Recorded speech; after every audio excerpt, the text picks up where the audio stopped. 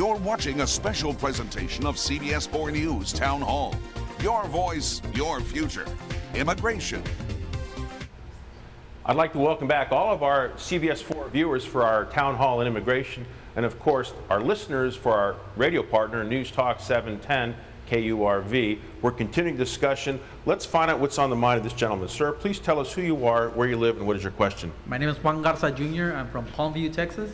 And my question is, we hear a lot on social media that laws are not being enforced all the time. But what are the laws that are being enforced presently for immigration? Mr. Brand, are there laws being enforced, not being enforced? What are they? I think we all get a mixed message about what's being done and what's not done. I don't believe the American people understand because it is a total confusion. There are laws on the books. A lot of us believe that if the government would just enforce the laws we had, a lot of this confusion would be eliminated. Just some consistent enforcement and nothing more. Mr. Oliveras? Well, I think the immigration laws being enforced goes back to something as fundamental as the bridge to cross. And Border Patrol, we see that in our communities every day. Border Patrol agents patrolling, enforcing the laws, people being detained for various reasons. So that is being enforced. I mean, there's a priorities and enforcement program, and the basic tenet of that is that people who are in immigration proceedings who have criminal backgrounds are prosecuted as a priority as opposed to a family or children who have no criminal background. I think that is what you're referring to, and that's where the prosecutorial discretion comes in. Before I check with our social media desk, I'd like to make certain all of our viewers and listeners know that we have a number of people in our audience who are hearing impaired. We'd like to thank Sign Language Services of San Juan for providing translation services for those people tonight. So thank you very much for being here and being a part of this event. Of course, we've been weighing on this, we've been discussing this issue for about 15 minutes now, but our viewers at home have been weighing in for several days. So let's check with our social media desk. Tiffany, what do you have for us? That's right. A lot of different questions. Jim asks, how can politicians justify spending money on illegal immigrants when we have vets homeless and living in poverty? It's a great question. Ms. Merera, there's always a budgetary issue. Money only goes so far. How do we make those determinations on where money stops for one system, one project, one responsibility, and starts elsewhere? How do we make that call? Sure. Well, I think we should start off by acknowledging that it's not as if the immigration, the budget that we use for the immigration directly takes away from what we use for our veterans. I do agree that we need more protections for our veterans, and I do agree that there should be no veteran that is homeless. I also think that we should also be protecting our immigrants. I don't think those two things are exclusionary to each other. I think as a nation, we should be able to take care of those two things at once. It shouldn't be one or the other. Mr. Garza, so how do we make those priorities? Because one can say, as Ms. Merida, he says, it's kind of argumentative that really isn't an either or. We have certain responsibilities to make. How do we make those determinations? Because a lot of folks, I'm sure, in this stage will say, we spend a lot of money in this country. Yeah, certainly we spend a lot of money. Government spending has gone rampant. It's risen in the last, couple of decades on different government programs. What we see in the size and scope of government is a lot of programs that really have yet to help and really implement what they were intended to implement. While they had good intentions, they have yet, whether they're anti-poverty programs, assistance for our veterans. I agree, many of them are so homeless. Many of them are so, in the job market. I think there has to be an approach in the federal budget that says we are going to focus on federal priorities, of which addressing immigration reform is one of those. And while we're spending millions and billions of dollars on other government, subsidies or government programs that really have no long-term benefit, immigration does, because it is something that's near and dear to the Hispanic community and obviously to our country. It's an issue that's been in the media and as a conversational piece for many years. And so I think finally providing some federal funding that addresses comprehensive immigration, that provides comprehensive immigration reform, again, with a market-based approach to it, where the free market dictates the flow of immigrant labor, and we can have some kind of sustainable reform. Mr. Oliveras, I don't want to get into specific candidates because we could be here all night, but certainly the current presidential election campaign, the whole issue of immigration seems to have taken greater prominence than it has in years past. Is it appropriate that it has the attention that it's received? And if so, are we perhaps moving in the right direction, at least trying to find solutions to our disagreements? I think the way the conversation has come up is extremely inappropriate because it's been guided by hate and discrimination. I think it's important to have a discussion about immigration reform, and priorities and immigration policies, but it has to be in a reasonable way, not generalizing against entire communities based on their religion or their nationality. I think it's important to have that conversation, but it must be done in an appropriate way. Now, Mr. Brand, I don't want to be premature because this program isn't over yet, but already we're 20, 25 minutes into this, and we've had a very cordial discussion. While not everyone agrees with each other, we've had great conversation. Why can't we do this on the national stage?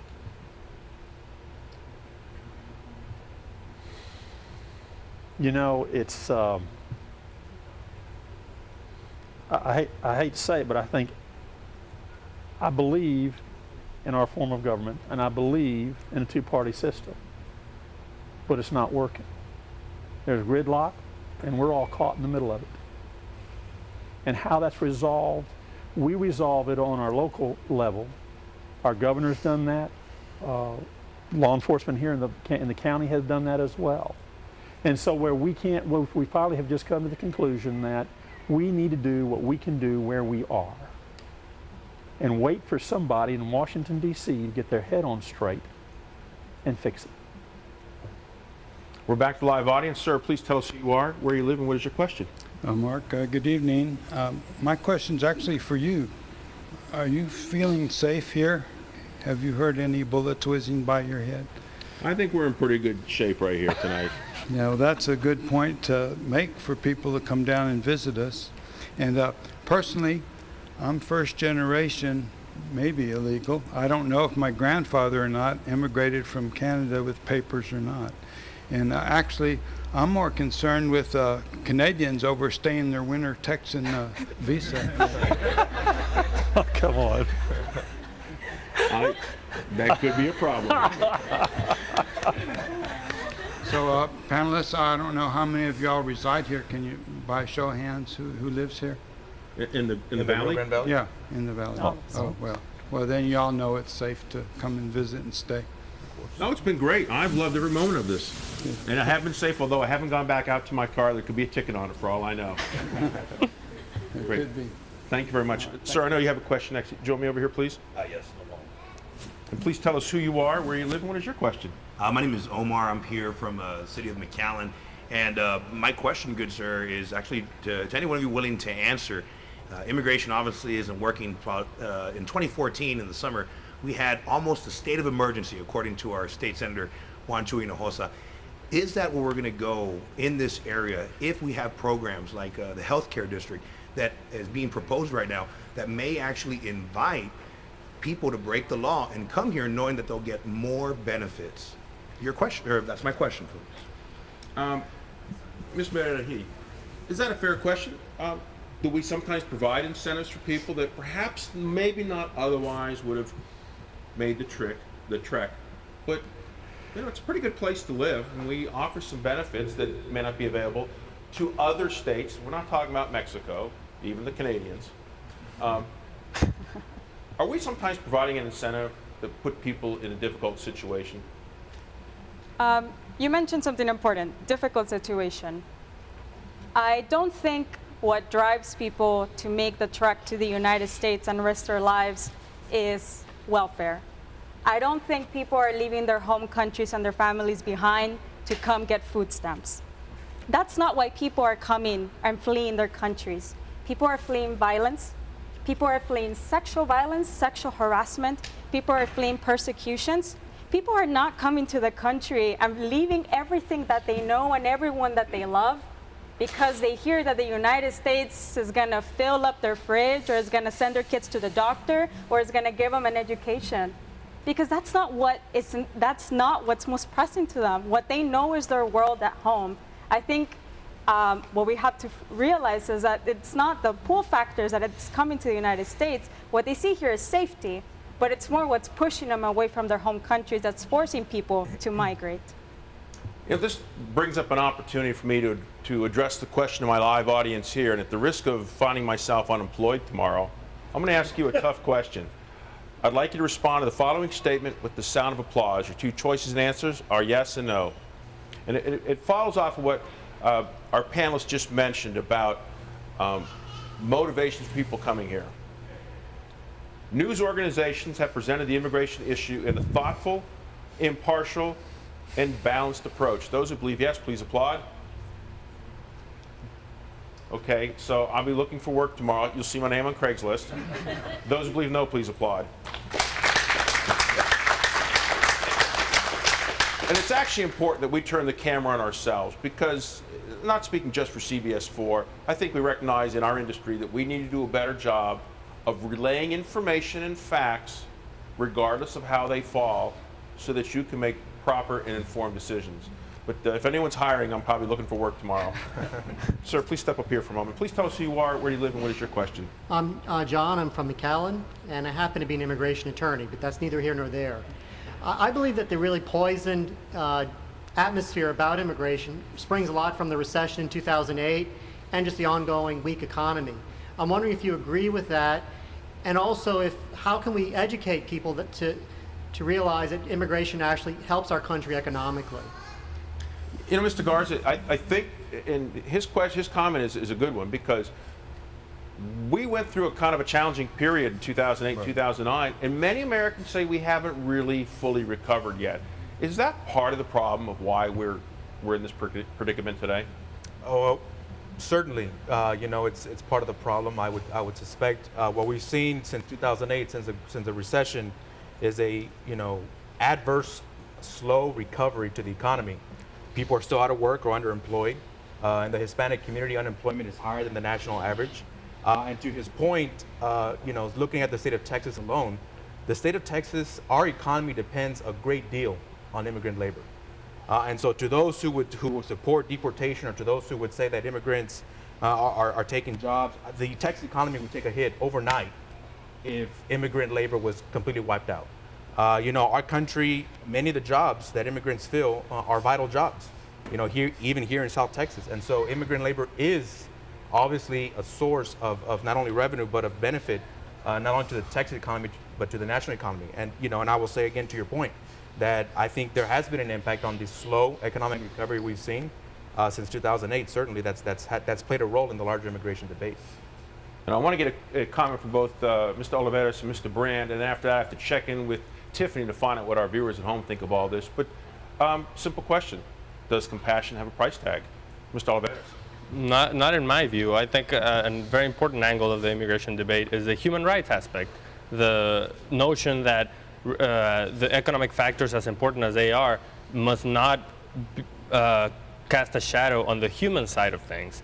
And when you're talking about families being detained or children being separated from their parents, I don't think there's a price tag to that. And that's a question that we need to ask ourselves as a society, as a country, what priority we give to those values. And a quick follow-up before I go to Mr. Brand. Though, is there a point where we say enough is enough? I mean, we're about 315 million Americans. Is there a point where we say 400 is the right number, X number of immigrants is the correct number, or is it really no limit? Do you mean in terms of the people that entered into the country? I mean, yes, whether they're here legally or illegally. Right. Is there a point that do we reach a breaking point, or is that not really even an issue? In my opinion, the entire world is overpopulated, so I think we should take other measures to address that issue, environmental issues and the human consequences. But for example, I don't think that is one aspect that should drive the immigration debate. I think there are many other factors that drive population growth, but no, I don't think there's a number that we should say once the population of this country reaches a certain number, we should close the gates or build a wall. And Mr. Brand, what are your thoughts in terms of, I addressed it earlier, I asked the question about, is there a price tag for compassion? And then at what point do we say enough's enough? Well, we approved a $3.9 trillion budget, and we're only going to take in $3.39 trillion this year for the 2015 or 16 budget. And how long can we do that? If you watch what's going on in Europe right now, I believe that is a precursor to where we will be. And they have finally said enough is enough. Why?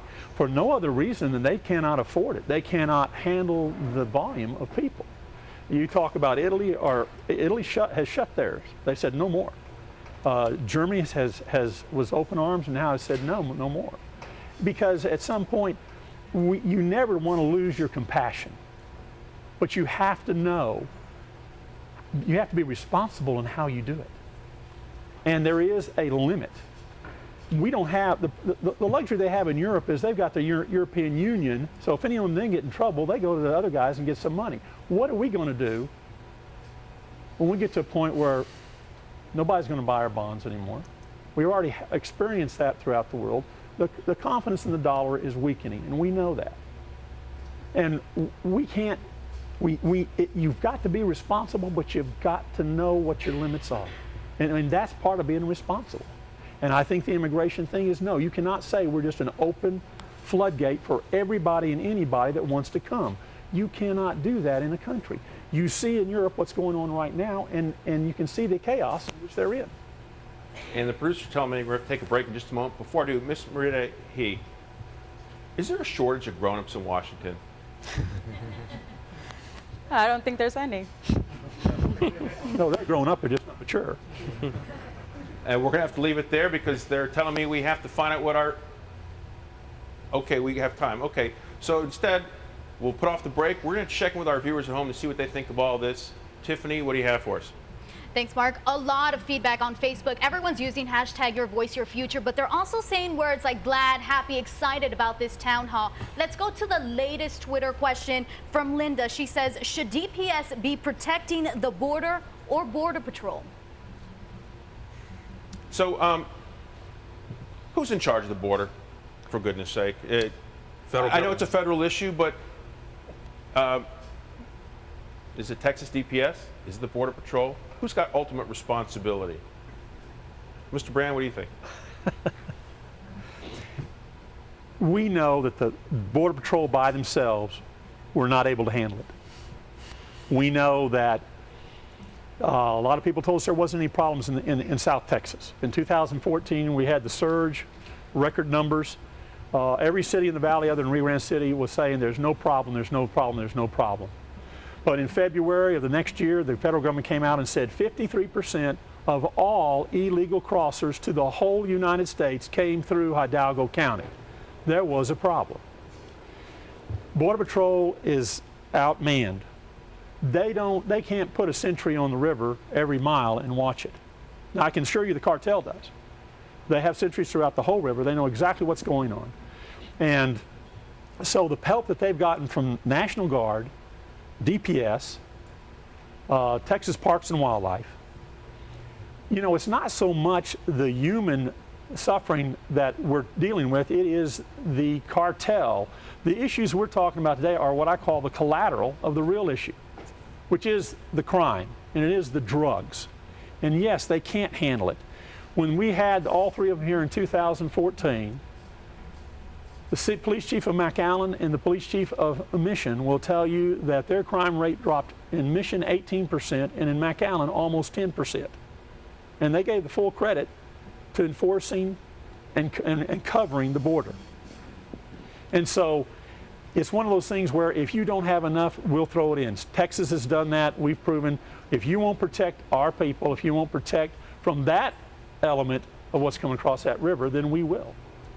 Well, we know the issue of border and border security has been at the forefront of what Washington's been discussing. And just earlier today, Texas Senator John Cornyn visited the border here nearby. So for our viewers at home and our listeners at News Talk 710 KURV, we're going to roll the sound for what the senator had to say on this issue.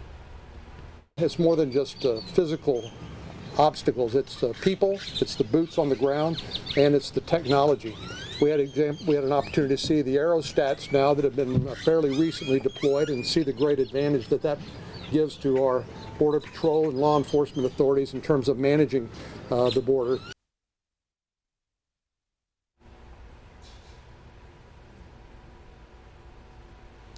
Mr. Olivares, there's been so much disagreement over how to treat the border. Questions about, is there a wall? Should there be a wall? How tall will it be? What are the processes for people to cross? We know we can go anywhere around the valley here and see people crossing each and every day. There's certainly a process for certain people do that. It goes back to that question I addressed earlier, which I think most people have some confusion about. We don't seem to have a really comprehensive policy that makes sense, regardless of which side of the debate we're on. And we had the same discussion a few years ago and a few years before that, and it goes back really a few decades in terms of we're discussing the same thing today that we were discussing back in the 80s, back in the 60s. Why is that? I think it's because of the lack of comprehensive immigration reform that is not, as you said earlier, not just reactionary, but proactive and addresses the issues and sets the priorities of this country when it comes to immigration. On the issue of security and law enforcement, I think it's important to keep in mind that when you have law enforcement agencies that are not, whose priority is not immigration enforcement, such as local police department and DPS officers, their priorities are controlling crime, whereas Border Patrol agents are detaining possible people who have crossed the border without authorization. That's a completely different set of issues. I agree that when there's drugs involved and when there's that type of issue, the two issues coincide. But otherwise, if you have a family, if you have a mother with her children crossing the border, that's a completely different issue than detaining a criminal. So that's why it's important to have different agencies focus on their priorities. A lot of great comments and questions here. We're going to continue on with our live audience as well. But first, I have to find out what our viewers at home think about this and our advertisers especially. So let's check in with our advertisers at home. We'll be back in just a moment.